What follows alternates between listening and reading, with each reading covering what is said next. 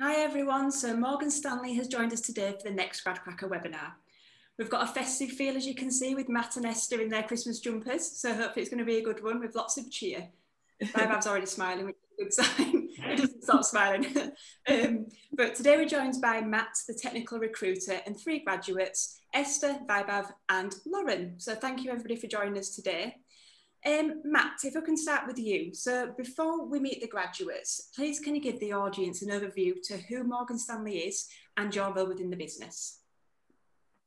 Perfect. Thank you so much. My name's Matt. Hi, everyone. I'm the technology recruiter at Morgan Stanley based in London.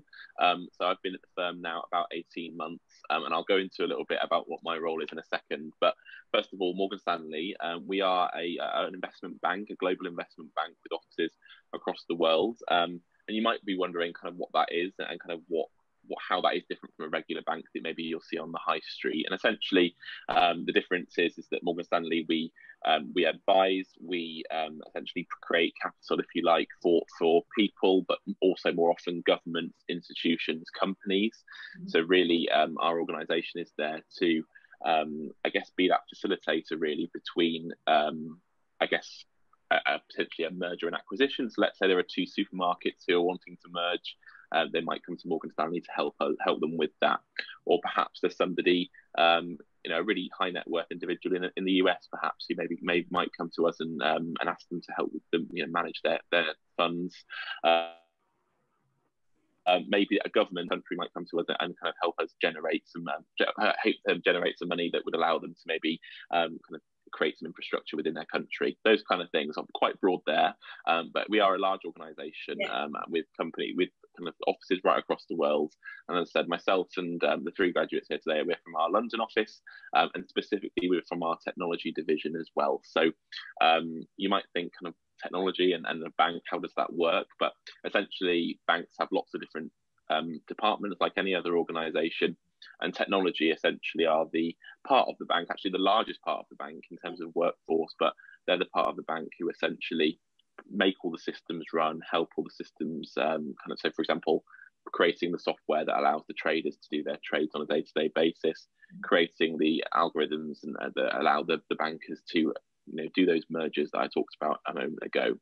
But my role specifically is I'm a technology recruiter. So I work within HR, actually, within Morgan Stanley.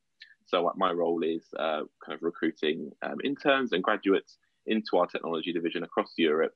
But yeah, sorry, I feel like that's quite a lot of information there, but I'm happy to kind of be guided by you, Carla. Yeah, no, that's great. Thank you, Matt. And just for the audience as well, it's you do think of a bank and you think, oh, why would they need STEM students? But it's so vast about the in-depth information that Morgan Stanley needs. So there's obviously the cybersecurity. Esther's going to speak about her coding experience as well. So this is why it's so important that financial services companies do need STEM students. But that was a really good introduction, Matt. So thank you for that. And just thinking about GradCracker, we've got a number of financial services companies who advertise their undergraduate positions and graduate positions with us. What do you think makes Morgan Stanley different to the others? Yeah, I think that's a really good question. I think a lot of graduate employers often look the same when you're researching them on websites or maybe on the GradCracker, on different employer hubs. They might all look quite similar. And I think what is really key about Morgan Stanley that might not be necessarily that obvious from the outside is how many opportunities there are at the firm to get involved with all of the extra things outside of your day job. So, for example, all the different networks we have, all of the different societies we have that you can get involved with, all of the different kind of giving back opportunities. And there are 5 core values at Morgan Stanley. I won't go through them all, and you can take a look afterwards. But really, they are kind of interwoven through everything that we do at the firm. And I think there's always opportunities for you to maybe step outside of your day job and do something a bit new. So, for example, I'm in the Morgan Stanley choir. I also play 5-a-side football in HR. I'm part of a regular, networks, and I don't have to do that. But equally, it's something I want to do to kind of be part of the wider culture of the firm. And I think what makes Morgan Stanley stand out, in my opinion, is I think just how unique the kind of culture is. And I think prior to working at Morgan Stanley, I actually worked in the charity sector and in the public sector as well. And I think before joining Morgan Stanley, I was thinking, oh God, what's it going to be like? Are people going to be friendly? people going to be approachable. So I was really surprised by how normal everybody was. And I think there's kind of misconceptions that potentially banks have, or investment banks have, as being really cold, really corporate, really kind of cutthroat. And I think that definitely, my perceptions definitely were changed when I joined, and made me realise that it's a sector which, a great sector to be part of, loads of innovation, things changing all the time. And I think particularly with the technology division as well, more specifically, which obviously is where we're from today, I think what makes Morgan Stanley stand out is how much of the technology is produced in-house. So over 80% of the technology that we use at the firm is actually produced in-house rather than outsourced, which is a really huge part of our technology division. And I think we're really proud to be able to do that. And I think from a technology point of view, that's what makes us stand out. But I think it's our culture as a firm which surprised me when I joined. Yeah, definitely. And I think, just to go back to the Morgan Stanley Hub on Gradcracker, there's lots of information, and I do think this is something that sets you aside about your volunteering that you can get into.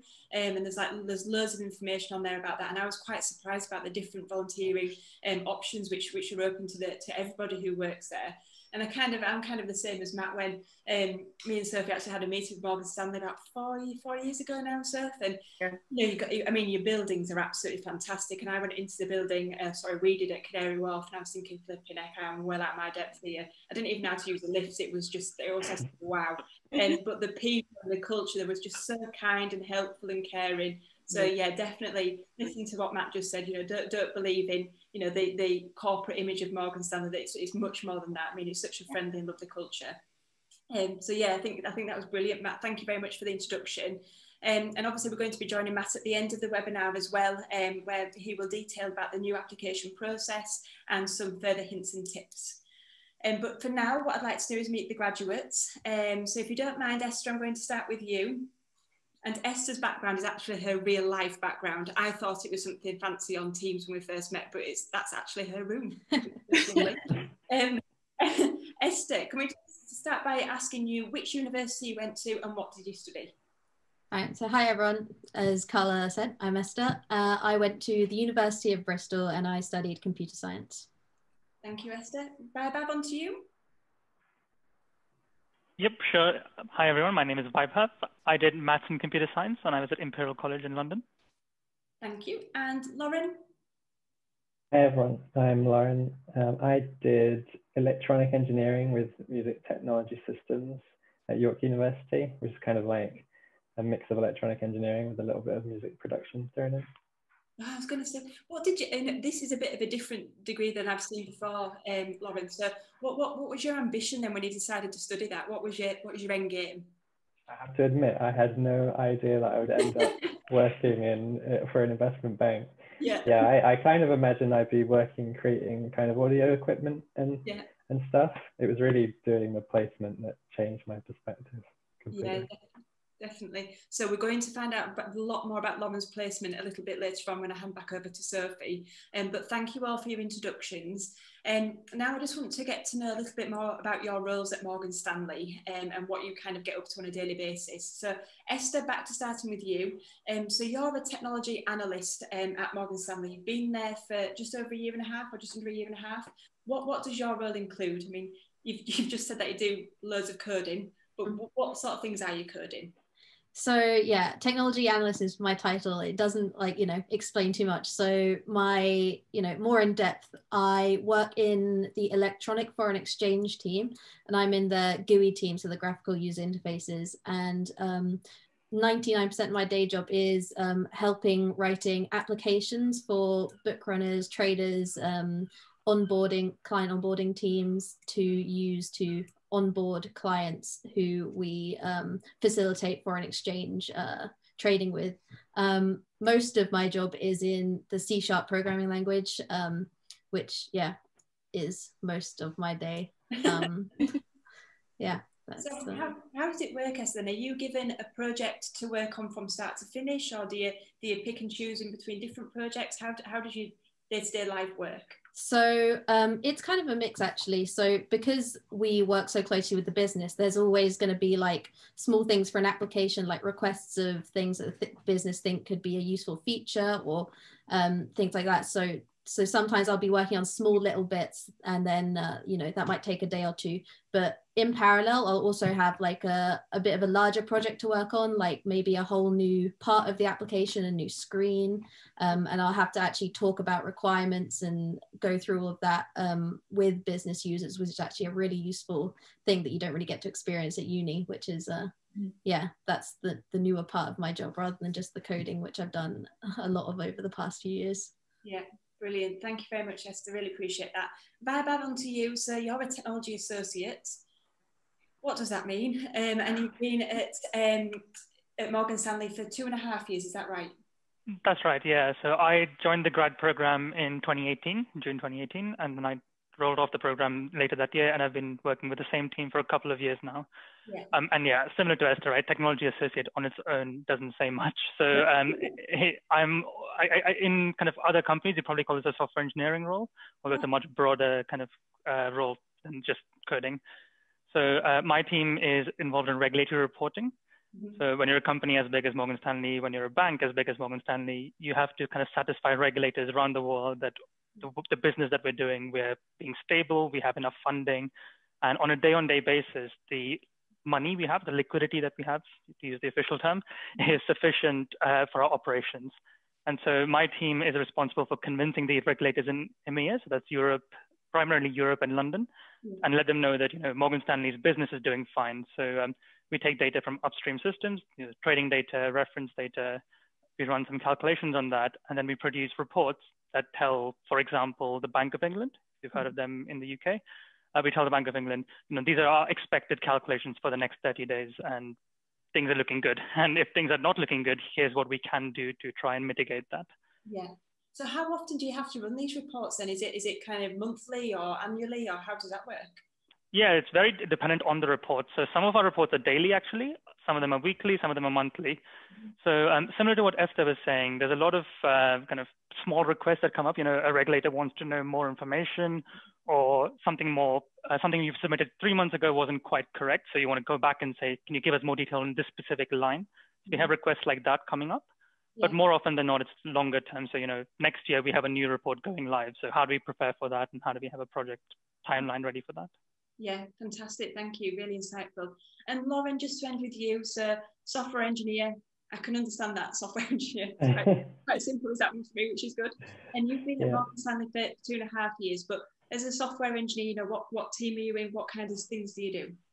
Yeah, so technically my title is the same as Esther's, technology analyst, but software engineer is an easier explanation for most people. So my team, it's a real-time risk system. So what that means is the firm has lots of clients, and those clients might place trades through Morgan Stanley. So the system we have is kind of making sure that those clients aren't exceeding their credit limits, essentially. So there's two parts of that. One is monitoring that as those trades come in, we'll have risk managers looking at those trades, making sure that the clients aren't breaching their limits, or it's not just limits, there's other kind of quantitative risk metrics that we use. So we try and work out what could possibly go wrong. You know, we look at simulations of major market events or things like this to try and see what could go wrong. And then the other part is it's like a pre-trade approval. So when certain clients are making certain trades, it's actually going to run through this system first, just to make sure that that wouldn't push them over their limits. And if it would, it will flag for manual review. Right. Brilliant, thank you very much. So you've all got quite different roles, haven't you, within Morgan Stanley, so that's great. Thank you very much for that introduction, Lauren. And we're going to find out a lot more about everybody with Sophie. So Sophie, I'm going to hand over to you. Thank you very much, Carla. Yeah, thanks so much, guys, for that introduction. I think you probably wouldn't have expected straight off to hear such different stories about what you're all doing at Morgan Stanley, so that's really interesting. So yeah, let's dive in and find out more. So Esther and Lauren, I'm going to start with you two first, because you both did a placement opportunity at Morgan Stanley. So what initially attracted you to Morgan Stanley? Esther, I'm going to start with you. Okay, so I was in my second year when I first kind of started thinking about what I actually wanted to do, what jobs and stuff are out there. And Morgan Stanley actually came and did a talk and kind of like an interview session at our university. And you know, there I got to hear like a lot more about it, because at first I was also under the impression of a bank, like why would I work at a bank, what's going on there? And they actually talked a lot about the pretty cool projects that they got to work on internally, like the one that they like to advertise is basically, we have the largest Scala code base in the world, and Scala is like not, you know, that common a language, and it's, I don't know, it just all sounded really cool. So I was like, oh, there's actually a lot of technology going on internally, and it's not just, you know, outsourcing everywhere. And also I spoke to the person running it, was actually a Bristol graduate, and I went to Bristol, and we started talking a lot more, and she was like really friendly and really like, you know, helped me out with a lot of, you know, things that are going on at Morgan Stanley and questions that I had. So yeah, that kind of initial impression, getting to meet the people at university, was kind of what kind of put Morgan Stanley on my radar of somewhere I wanted to go. Lovely, thanks Esther. And Lauren, same question to you. What initially attracted you to the organisation? So I kind of mentioned this before, but I didn't really consider working for Morgan Stanley. I'm really lucky in a sense that my university, they had a scheme where we'd kind of submit our CVs, and then they'd show them to a bunch of companies. And so Morgan Stanley actually reached out to me and asked me if I wanted to do a screening interview. And I thought, just like what Matt and Esther said, you know, it's just going to be this big corporation. It's not kind of what I want to do, but I thought, you know, it wouldn't harm to give it a try. I actually treated it as interview practice. Yeah. But every step of the way, like that first interview, I was with someone who I'm still in touch with to this day, and they were just so friendly and they were knowledgeable, and it was a really tough interview, and it made me kind of curious. And then the next stage, I just thought, well, why not? And I just kept saying why not until I essentially started. And then when I actually got here in my first week, I was hooked by that time. Lovely. No, I think that's actually something that we've heard a lot of how the interview process is so important to graduates looking for that job, or when you're looking for your placement. You know, it's not just about who the employer's looking for, it's also, you know, you get to make that decision as you go through the interview process. And also just, you know, for companies that you might not have expected to be interested in as well. You know, GradCracker, we have all these companies on there. You can search by our employer A to Z, get searched by different sectors. So we always encourage students to be really open-minded to their career paths and apply to lots of different sectors, because you really do never know where is actually going to be the right fit for you at this early stage in your career. And I think what you've said, Lauren, kind of is testament to that, you know, you might end up somewhere you didn't expect, but end up absolutely loving it and finding your kind of dream career. So thank you so much. So Esther, I'm going to come back to you now. So you undertook a summer placement opportunity with Morgan Stanley before returning as a graduate. Could you tell us a little bit more about how that summer placement opportunity worked? So yeah, I joined for 10 weeks in my penultimate year, and I was placed in a team. Actually, I was placed in the team that I'm currently in now. Long story, but we get the opportunity to, you know, maybe join that team again, and I liked it a lot, so, you know, I ended up joining again. But yeah, so I was placed in a team, EFX, and coming in, my like business knowledge was not great, like, because, you know, I didn't have like a huge vast interest before like looking at Morgan Stanley about banking and investment banking and stuff. So I joined and got to learn like so much like domain knowledge whilst I was there, which was like even more interesting than I thought, like coming into it. But essentially for the 10 weeks, you're given a project that your team has kind of come up with that they think is going to be useful. And yeah, it's not something they'll just throw away after, like, oh, it's an intern project, like, oh, it was cool, but, you know, once they're gone, no one's going to touch it again. It's actually, I got to work on something, and by the end, it was at the stages of being put into production, which was like really awesome to like know that something I did just as an intern got to actually have an effect on things in the business. So yeah, that was kind of my experience for the placement, and obviously just getting to know my team. Like there was loads of social stuff. HR actually organized a lot of social stuff, so we get to know all of our other interns, and it was just a really like fun experience, which obviously made me come back. Yeah, obviously, yeah, no, that's really great, you know, to hear that, you know, the responsibility you were given, the social side of things, that by the end you were absolutely hooked. So that's great. And Lauren, you did a year-long placement at Morgan Stanley and then returned as a graduate. So what made you choose doing a year-long opportunity over a summer opportunity? So the way it kind of worked at my course is that my course was supposed to be structured with an industrial placement. So I was just looking for a year-long placement to begin with, but I'm kind of glad that I did that, because one of the features of the year-long placement is you get to spend some time in a different team and kind of move around to a completely different role. So I experienced two completely different sides of the technology department. And just like Esther, though, the first one I went into is the one I ended up coming back to, because I had some really great mentors there and a lot of opportunity to do interesting things. Great. And what was kind of one of the highlights of your placement, Lauren? What would you say really stood out?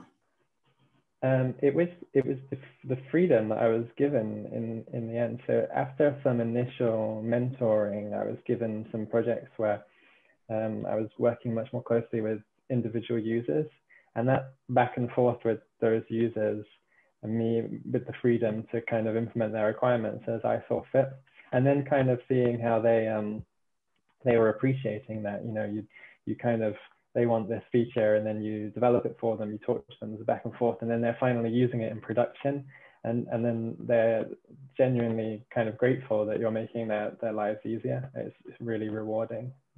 Yeah, great. So similar to Esther, you know, you both got a lot of experience early on, and you could really see that project going all the way through and to real life. That's great. So one thing that I think has been a bit of a theme throughout the webinars is about how that placement has then helped you when you've gone back to university. So Esther, if I can come back to you, what benefit do you feel like you got after doing your summer internships with Morgan Stanley when you went back to your final year of uni? So yeah, being at Morgan Stanley definitely taught me a lot about the production cycle and how to kind of do things properly. So there's a tool called Git that we use to kind of like manage all of our code and make sure it's all, you know, there's a name attached to who committed what, and there's just order basically. And at university, pre Morgan Stanley, the way I managed my code was maybe putting it like, you know, just having it on my local computer or uploading it to Git maybe once every few weeks, and it was all a bit chaotic. So I think like the thing you don't get at uni is that ability to manage your projects properly and see how you would do it if you jump into a business. So yeah, it just taught me a lot about how to properly release code cleanly, good quality, and yeah, just keeping on top of that, which yeah made my final year uni project much easier to handle, I would say. Sounds like that was a very valuable lesson for you. Mm-hmm. And Lauren, same question to you. How do you feel like it helped your final year of study?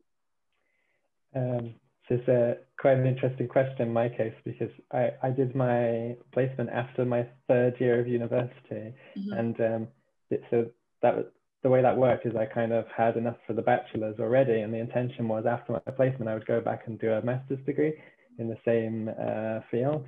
But actually, after spending a year at Morgan Stanley, I kind of just wanted to keep doing what I was doing and develop more. I no longer really wanted to go back and do audio engineering. So I actually never went back to university. I just went, one day I was on my placement, and then the next day I was a full-time employee.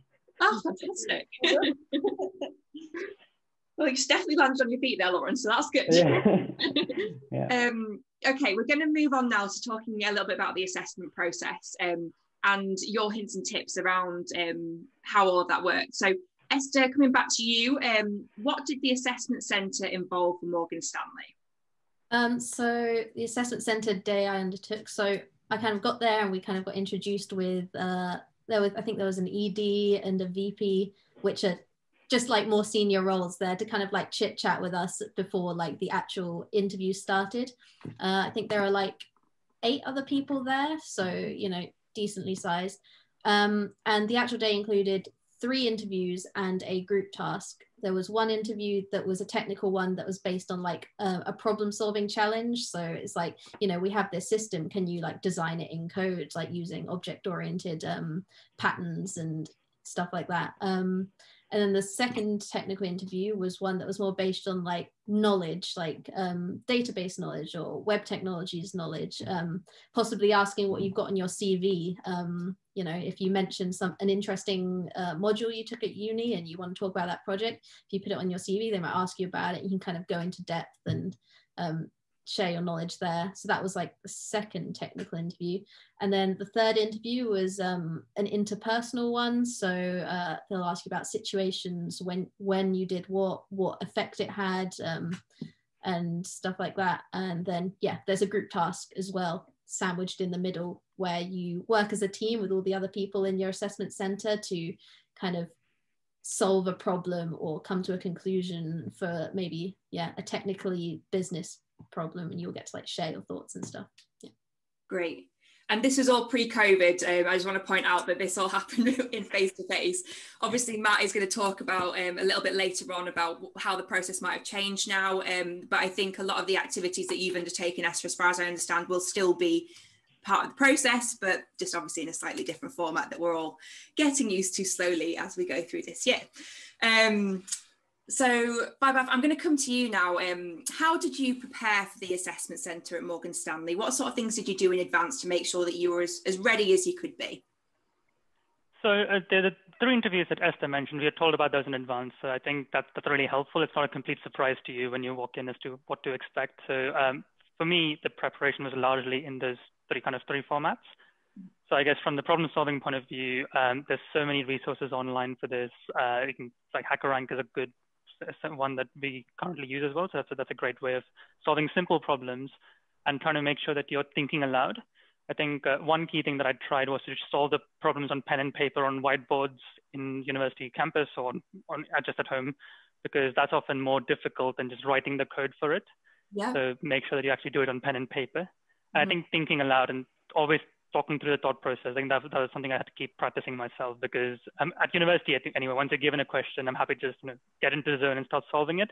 Yeah. But that's not quite how you want to do it in an interview situation. You want to make sure that your thought process is clear and coming through. So I think a lot of the problem solving elements, you can probably pick up simple problems of internet resources. I'm sure Cracker has some stuff, and then you can use that as your basis to then prepare for the interview questions. The other point was, as Esther was saying, just make sure you read through your CV, understand what's on there, the projects that you mentioned, make sure you know how you did and what you did. Yeah. I think that's really, really good advice. You know, I hadn't really thought about making sure you're thinking out loud, but it's so important, isn't it? When you that is what they're looking at in an interview stage. And they're not looking at you being able to kind of squirrel away. They want to see that evidence of how you get that out there. So that's really good advice, Vibe. I haven't really thought about that. So thank you so much.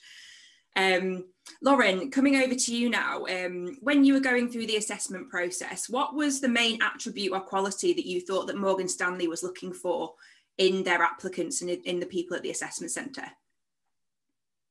Sure.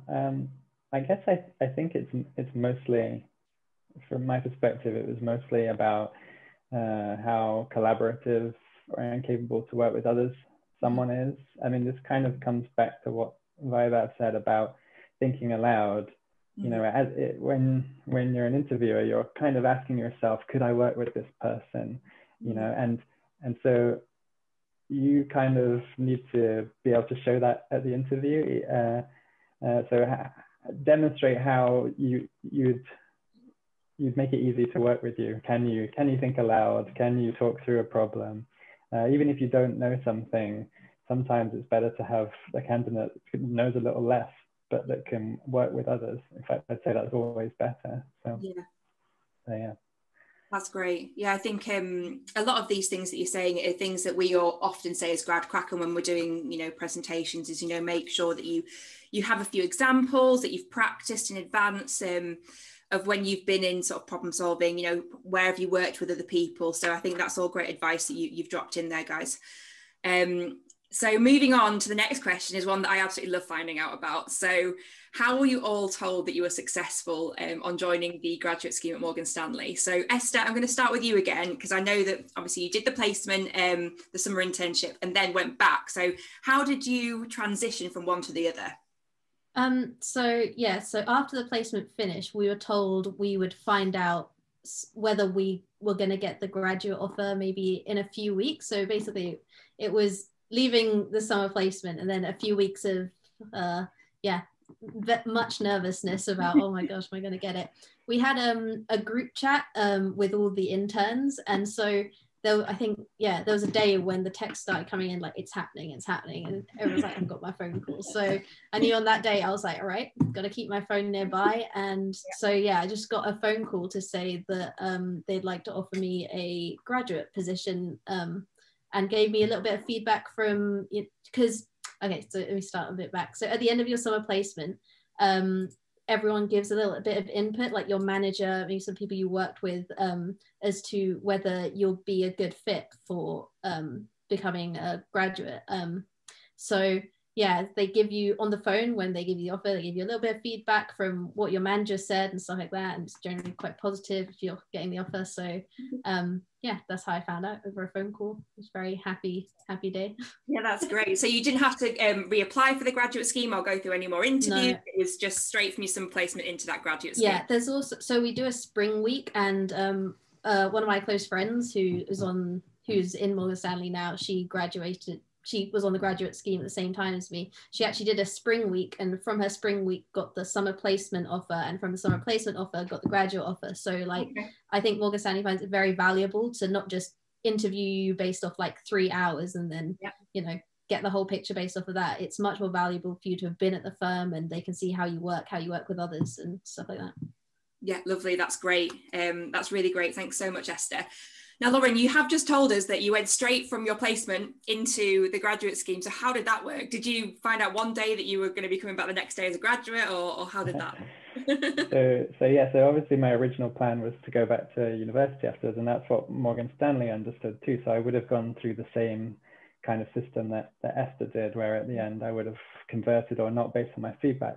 However, because I decided I want to stay, it was a bit unusual. I had to reach out to HR, and really lucky to have them, because they really pulled out the stops to find out what they needed to do. They set up like a special interview. They pulled people in, and so I actually learned 6 months before my end of my placement, I learned that I'd had a full-time offer. So I was really quite secure and stress-free for the last 6 months. Yeah, that's great.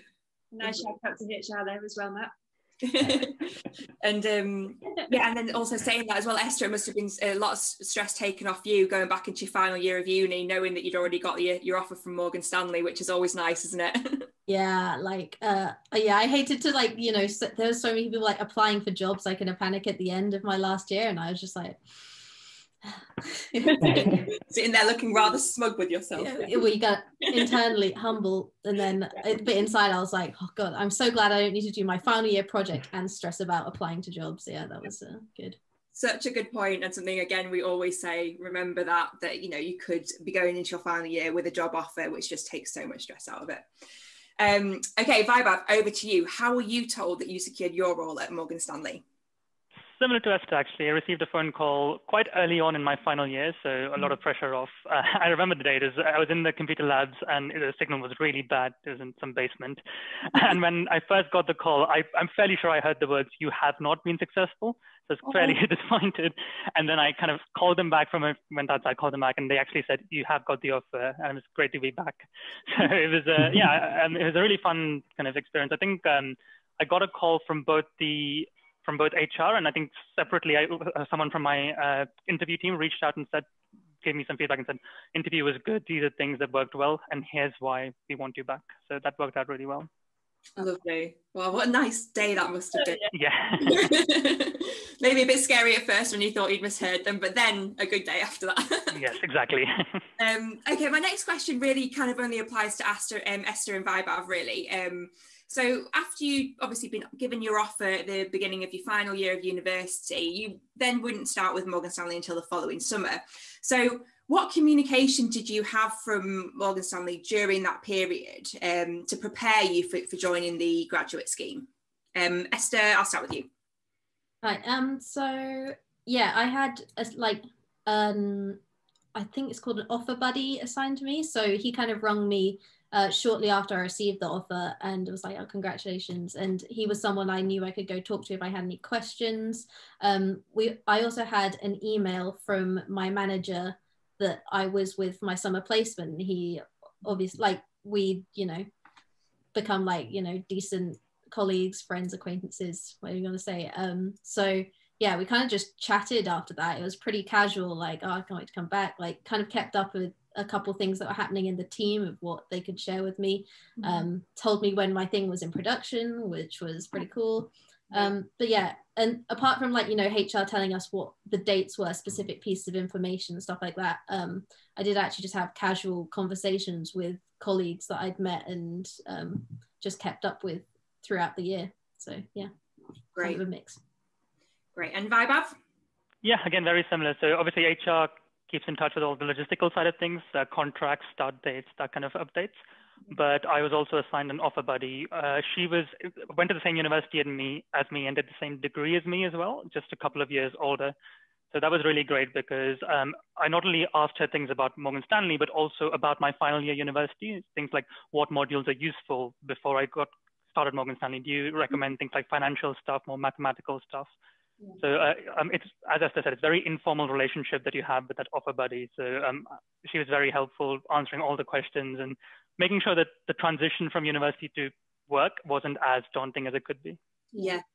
Yeah, no, I think that's a good point, because it can be a bit scary, you know, going from university to full-time work. I mean, I remember doing it and it's a bit of a shock to the system. Yeah. So having somebody there to kind of guide you and help you sounds really, really useful.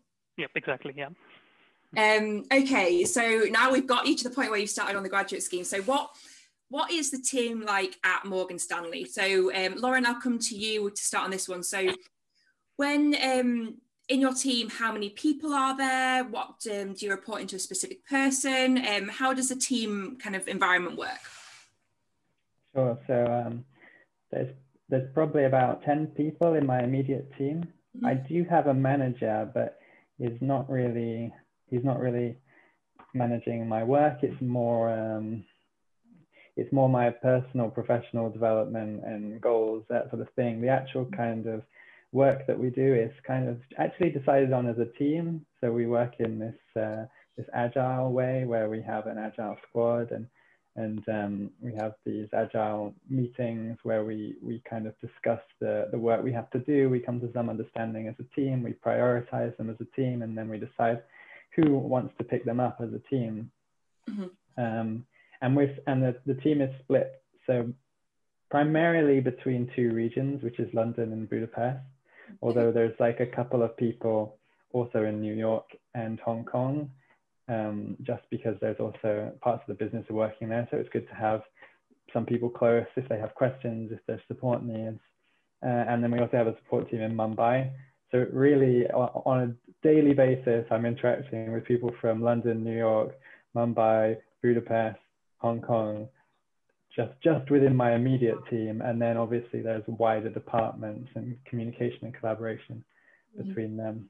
So big variety. Yeah, that's great. It's nice that you've got kind of a small immediate team and then also the opportunity to work with so many different people. I think a lot of people look at someone like Morgan Stanley and think, oh my gosh, they're just huge. But actually when you day-to-day life, you have that kind of small group of support, don't you, around you? Absolutely, yeah. Lovely. And Vaibhav, over to you then. So what's your team like at Morgan Stanley? Similar. So I have a small team of 8 people. We're split between London and Bangalore. So 4 of us here in London. And I think one great thing is your manager is always local. So pre-COVID, I was actually sitting right next to my manager. So whenever I had any simple questions, just quick catch-ups, I just across the desk and ask questions. So a team of 4 people here in London. But we also interact more widely within the London kind of division team, which is a larger 20-odd people. So even though functionally I work with these 4 people more closely, all of the social stuff gets a bit more involved. We have 20 people on our Christmas dinners and pub lunches and so on. So it's a good mix of the two. And yeah, split across 2 regions, similar kind of strategy. The idea being because we have people using our reports across the world, we have to make sure that we have people close to them to answer any questions and work with them. I think one key thing that happened more recently post the pandemic is a lot of the calls that we had on audio have now moved over to Zoom. So I'm seeing more of my team than I was before, because in the office it used to be just audio calls, whereas now a lot of our discussions happen over Zoom. So, you can put faces to names, which is quite nice. Yeah, that's great. I think a lot of people have found that during the pandemic, that actually we transitioned from audio to face, and it's actually really nice, isn't it? You get to put that face to the name and get to know people a little better. So that's great. Esther, coming to you as well. So how are things working in your team? Is it similar? Do you have a small team around you? Tell us a little bit how that works. So yeah, my immediate team is also pretty small. I think it's about 7 people, 4 of which are in London and the others Budapest and New York. So again, it's quite like, across the time zones, which, can come with its challenges, but it's mostly okay since most of us are in London. But yeah, in the office, we're actually sat like all next to each other. My manager's sat behind me, so I could, talk to him if I had any questions. Our wider team, who we actually interact quite closely with, because I'm in the GUI team, we literally just do the front end applications, but there's so much interaction with the back end and between app that we have to work really closely with the rest of our 40 large team. So everyone in our team's quite close. We would be like in the office, we'd be the group that always had like cakes and stuff at the end of their row. I felt like that was definitely something that drew me back in. But yeah, like it is pretty across the world. Like we have to deal with the time zone stuff, and we're all quite close, and that's how our team kind of functions. How do you deal with the time zone? Sorry, sir. I was going to say about time zones. How do you deal with that then? So do you clock off at 5 o'clock here and then somebody in America picks up your work? How is this all to do with the GitHub? No, so it kind of, so our team, we do all the front end work ourselves. So but if I'm working on something and someone in my team in New York, they'll work on something separate. So when I clock off, it won't be a case of they pick up what I was working on, because usually we have a lot of communication on what's going to get done by the end of the day and what needs to be communicated with someone in a different time zone. So for example, to my front end, there's someone who I work closely with who does the infrastructure on the back end, and he is in Montreal. So I use my mornings productively and work it around. So I'll do most of the development that I can do without needing his questions in the morning. And then as soon as he comes in, I'll ping the questions, and then, he can work on that. Yeah. So it's essentially just managing time really well. That is something that we have to get used to. Yeah. Thank you. Sorry, sir. That's okay. That's exactly what I was going to ask, Carla. So that worked out well. Nice thing, Mike. Fab. Okay. So moving on now to kind of where you see yourself progressing with Morgan Stanley. So Lauren, where do you see yourself going within the organisation? What's kind of the next 5 years look like for you?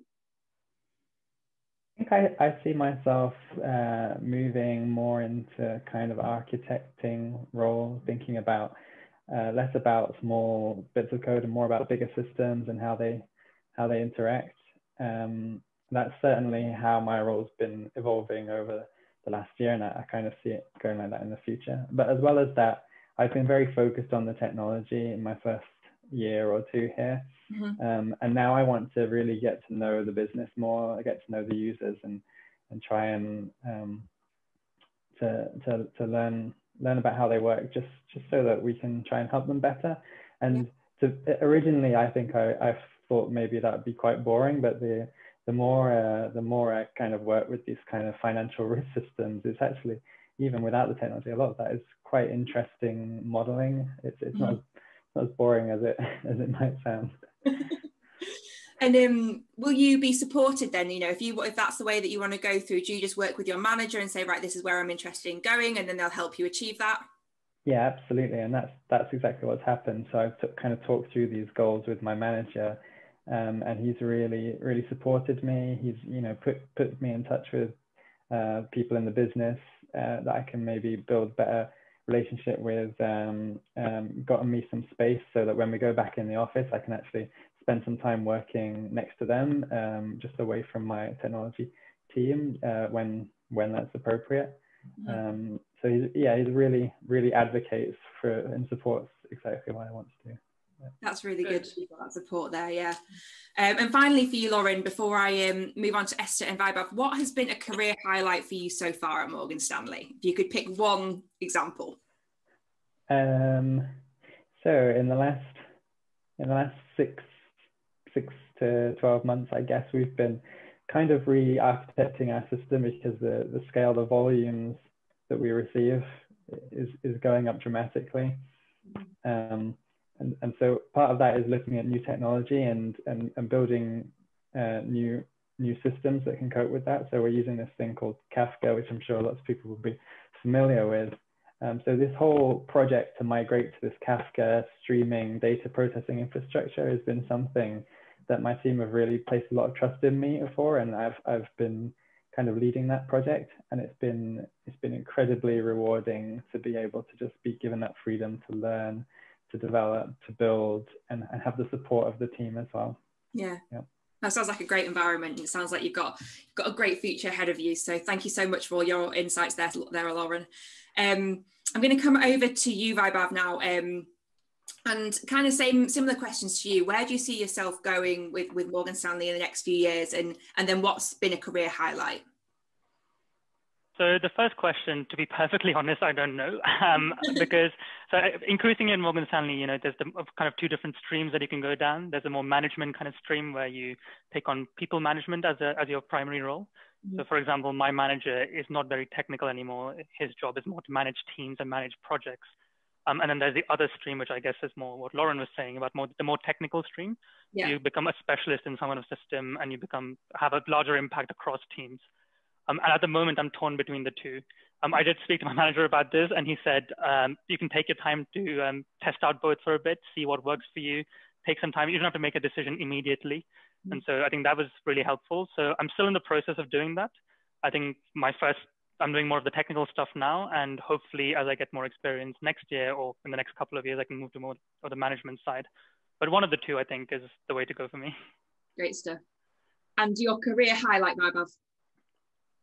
I think I've learned more in the last 2 years than I did in 3-4 years of university. I think the career highlight has to be the learning and working with incredibly clever people, and not just clever technically, but clever in just different things, like either smart in the way they use stuff or the way they approach problems or the way they think about things.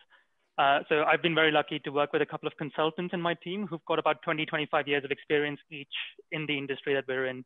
So, and first of all, that's amazing. But more importantly, they're happy to share all of that information. So whenever we catch up, whenever we chat, they're more than happy to answer any simple questions, any difficult questions. And we have some great discussions. So the continuous learning over the last 2 years has just been the highlight. Yeah, lovely. That's great. I mean, that's what you want out of your career. You want to be able to always grow and learn and have those kind of mentors there that are willing to help as well. So great stuff. Yep, exactly, yeah.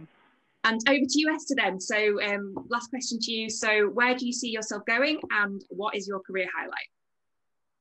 So I don't have a clear vision of where I'm going to be in 5 years. Like it could all change. I don't know. I might, as Vaibhav mentioned, like the management path versus the technical path. I mean, I really enjoy coding, but I don't know like what I'll feel, 2 or 3 years down the line. But I definitely, so being in FX, I found it so interesting, but there is like a huge like domain of knowledge that I can't, even in the year I've been here, like, I haven't picked up, a lot of it just because it's such a big domain. So like, I want to be able to help out more with like designing features on like a business level. So I join those calls and I listen to them and I try and take it on, but to, later on down the line, I want to be the one leading those calls, like leading those decisions on the technical and business challenges, being able to like understand it enough to merge that together. Because after a year, as much as I've tried, like I still am not at the level where I could do that for the majority of our applications, just because it's a lot. There is a lot going on. So that's where I hope to, advance in a few years. And career highlight. So I guess possibly one of the career highlights isn't directly related to my job doing like coding on the GUIs. It was more of a DevOps thing. So I joined the team, and I'm close with a lot of other interns, and we discuss like the newer technologies, and like this isn't a bad thing about my team, but they've been there for a while, and there was a technology they hadn't heard of that rapidly improves our like time to deployment. And so we were talking about it with our interns, and I like decided to go research it and see if I could implement it. And my manager actually gave me the freedom to do this. I mentioned it to him. He was like, that sounds like it really helps. So I managed to like research, implement, bring it to the team. And we've seen like actual, you know, numerical quantitative improvements in the time we've been able to deploy stuff. And that was pretty cool that it affected like, you know, a large amount of our production, which is nice. That's brilliant. Yeah, that's lovely. It sounds like you've all had, you know, really good experiences so far, and have got a lot of plans of where you want to go and what you want to achieve. So thank you so much for taking the time to share that with us today. I'm going to hand over back to Carla now to finish everything off. But yeah, thank you so much, guys. I want to work for the GUI team. I think I know the GUI team have it. The name. Every time you said it, Esther just made me smile. But thank you. Yeah, thanks for everybody else as well for joining us today. Matt, right, recruitment process. Obviously, everybody's gone through, you know, what happened historically. What does that look like this year, the application process? Yeah, so I'll kind of give a bit of an overview, and obviously it does depend on, you know, what program you're applying for, and, you know, what division you're applying for. But as per usual, all of our applications are online. You can access live applications through the GradCracker Employer Hub, but also on the Morgan Stanley website as well. They're synced together, so it makes it nice and easy. And essentially, you register your kind of application details, so all of your just regular information, and then you'll then complete some online testing usually for the role. And again, this will depend on the role that you're applying for and the level that you're applying for as to how rigorous that will be. But typically it's usually, for technology at least, there's some problem solving, some situational judgment, some numerical testing. And then once you've done the testing, then HR or me and my team will then screen your application and kind of see whether or not we feel you've got the right experience for the role, or whether we think you think that you've demonstrated that passion for technology. And then following the screening stage, you'd be invited to, if you were successful, a first round interview. And this is quite typical for all divisions, which would normally always be over the phone. So up until this point in the process, not much has changed this year. So everything's taking place in that respect the same as it normally would. And then if you were successful at the telephone interview stage, you would then be invited to an assessment centre, which obviously ordinarily we would run in person in our London offices, but this year we are running fully virtually. So for technology, for investment banking, for all the different divisions, we are running that virtually. And essentially what we do is we send you all the Zoom details ahead of time and provide you with that guidance that guys were saying they got beforehand, so what interviews they're going to have and how best to prepare. And then you would log on the day, take part in that virtual assessment centre, which usually has 2 or 3 different parts, maybe some technical interviews, maybe some interpersonal interviews, maybe a case study exercise or similar. And then that is usually the final stage of the process, after which you'd be made an offer. It's worth noting some divisions, like some investment banking roles, there might be 2 different telephone interviews, for example, before the assessment centre, but typically that's always made clear. But we are open at the moment still for our Technology Spring Insight programme, which is our, for those of you who are in your first year of a 3-year course or first or second year of a 4-year course. It's really just an opportunity to find out more of an introduction to technology within an investment bank. And the process for that is a little less rigorous, obviously, because you're in your first year. We're not expecting you to be really strong technically if you've only just started university, and therefore there's a stage less for that. But we're not currently open at the moment for any kind of placement or graduate roles for next year, but we will be next year. We'll be opening for 2022. So I think the best thing to do is just keep an eye on our website, keep in contact with myself, and I can keep you in contact with when our roles are coming up, that kind of thing. But yeah, that in a nutshell, that's what's happened. So we've tried to keep it as similar as possible to regular years, aside from the assessment centre being virtual rather than in person. Yeah, thank you, Matt. And just a shout out to everybody who's watching. So although the technology area might now be closed to applications, there are other opportunities on the GradCracker Hub open to all STEM students. So we've still got the summer, year-long, spring insight that Matt just mentioned, and some graduate programs on there as well, which are open to all STEM. So make sure you go on and get your applications in. If you are specific about technology, obviously you can follow Morgan Stanley on GradCracker and be alerted when they open their opportunities in the next year. So thank you, Matt, that's been really insightful, and thank you everybody else for joining us today. Remember everybody, this webinar will be live on the Morgan Stanley Hub tomorrow, and we'll also break it up into different sections, and it will appear on the Career Centre early next week. We've actually made some updates to GradCracker, and we've made the employer hubs more accessible. So you can access the Morgan Stanley Hub and all of our employer hubs from the top menu now. So just click on employer hubs and all the information is there in front of you. Like I mentioned at the beginning of the webinar, the Morgan Stanley Hub is a really good place to do your research. So there's lots of information about the opportunities which are still open, the volunteering incentives, which I mentioned at the beginning, video content. They've got 2 videos in particular that I really like. So one called Colleagues and another called Why Morgan Stanley. And they are really insightful. It tells you all about the different positions that are open to you, different locations and the culture. So definitely give those a watch. And remember, when you put your applications in, remember to mention GradCracker, the fact that you've watched this webinar, and also you've thoroughly done your research on the GradCracker Hub as well. So I've also got some really exciting news that Morgan Stanley is now in the GradCracker 5-year club, which is really good, really exciting to hear. Thanks, Surf. Come on, thank you, Lauren. I saw your little hands pop up there. So yeah, really excited. If people out there don't know what that means, it basically means that we've got over 200 employers who are currently in the GradCracker 5-year club, which means they're advertising with us for 5 years or longer. To be honest with you, most of them are in the 10-year plus club now, but it just goes to show that we provide the employers such good quality applications from our students that they want to come back year after year and advertise with us. So make sure you do your research, make sure you thoroughly look into the employer before you put your application together. So that's really good news. So Matt, I hope you're excited by that. Yeah, I can't control my excitement right now. I'm just, can barely. I'm getting the vibes, Matt. I'm getting the vibes. I've even gone pink in the cheeks. I thought, oh, can't wait. Thank you. Sophie is going to join me on the 7th of Jan with Siemens at 2 o'clock. So we're still looking forward to that one, just in a couple of weeks' time. So make sure you register your interest to that webinar. And we hope that you all have a safe Christmas, a happy Christmas and New Year, everyone. And we're all looking forward to seeing you again in 2021.